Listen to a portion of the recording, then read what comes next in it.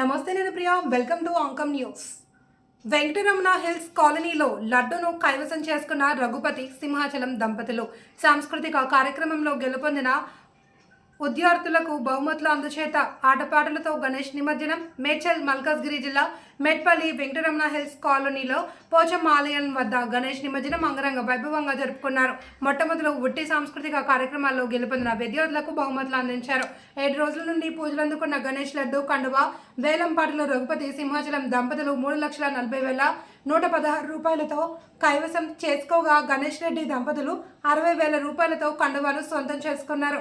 ఈ సందర్భంగా ప్రధాన కార్యదర్శి కేవి గౌడ్ మాట్లాడుతూ అతి తక్కువ కాలంలో అమ్మవారి దేవాలయం నిర్మించుకున్నాము.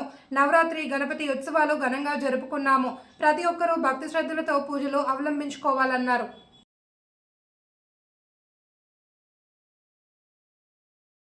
సమయాన్ని ఇస్తూ మన కోసం తన సమయాన్ని ఇచ్చేదాన్ని అంగీకరిస్తూ ప్రతి క్షణం మనం ఏ రాత్రి 11, 12 గంటలకు కూడా మెసేజ్ చేసినా కాల్ చేసినా కూడా చిరాకు పడకుండా తనని మన కాలనీకి ఇక్కడ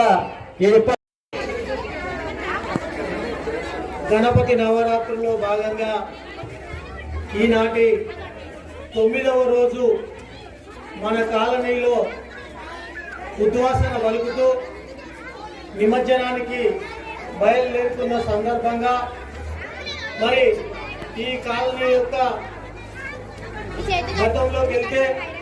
గతంలో 3 సంవత్సరాలుగా పూర్తి చేసుకొని 4వ సంవత్సరం మనం అంగరంగ వైభవంగా ఆ యొక్క గణనాథును నిలుపుకొని ఈరోజు ఎంతో వైభవపేతంగా నిమజ్జనాన్ని తయారవడం జరుగుతుంది.